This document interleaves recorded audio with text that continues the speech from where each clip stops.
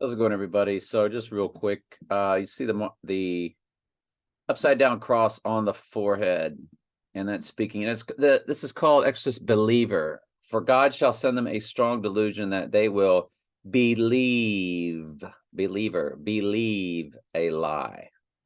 They will believe that the Antichrist has truly risen from the dead. Every goat on the earth, all lost sheep will be awakened at the time of the abomination of desolation, and the cleansing of the church will begin. Most all sheep on the earth are lost. They will be drawn, in my opinion, from every type of world religion, including fake Christianity, which is a world religion that believes in free will, hell is eternal torment, and all these other types of, they celebrate Christmas, Easter, all these other little things. And so it's just as much of a false religion as anything Far Eastern, Middle Eastern, or anything else. So you're over here and you see that they've got these superpowers now. They are superhuman. That's what the mark of the beast is all goats will be possessed by the fallen angels. And you notice the mark is on the forehead.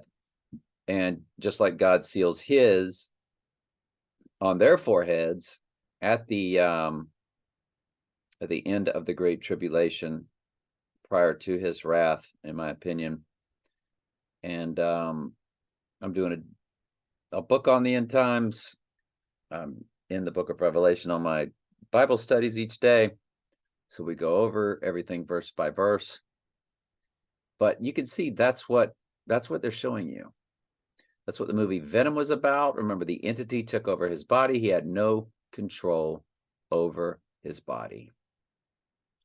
They will be using the human body as an avatar. There is no turning back, because once the goat is handed over to believing the Antichrist has risen from the dead, and they're going to worship the image of the beast so they can get their eternal life, and it is eternal. Fallen angels do not die. That's why those that take the mark receive eternal torment day and night forever and ever. And who else receives eternal torment day and night forever and ever? The beast, the false prophet, and Satan. In other words, all fallen angels have eternal life. Theirs is just going to be in a bad place. All goats are simply judged and receive a second death. The human host of these human bodies will die off. In the movie The Exorcist, Reagan was near death before they saved her, in the fictitious way, cast out the demon and so forth. And, excuse me. And in the movie Venom, the human host were dying off, except for the star of the show, because Venom the entity wanted to keep him alive. But the human host were all dying off, and the human host will die off. At what point in the book of Revelation are no more humans alive in these bodies, and it's just the fallen angels keeping the bodies moving and going? I do not know. I do not know what human goats will absorb and understand once they've worshipped the image of the beast, and how long that understanding will take place. It's an unknown mystery. There's no way to know for sure. And then I want to break down the movie Barbie real quick. So in the movie Barbie, they're comparing it to Adam and Eve.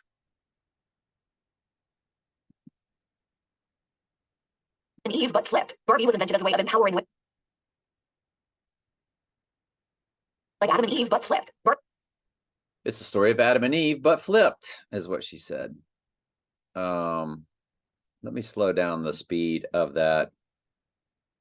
Genesis, and how their relationship is like Book of Genesis. Adam and Eve, but flipped. Barbie was invented as a way of empowering. Relationship is like Adam and Eve, but flipped. Relationship is like Adam and Eve, but flipped. So that's what really is taking place in the movie Barbie, and they're telling you that. This is an entertainment YouTube site. And then you're going to go back to the Stanley Kubrick 2001: A Space Odyssey. When did the twin Trumps fall down? They fell down in 2001. So that's what 2001: A Space Odyssey is all about. Audience, how little girls were always force-fed the baby. So let me speed this back up. I don't want to get a copyright strike. Doll. That is, until Barbie came on the scene, showing little girls.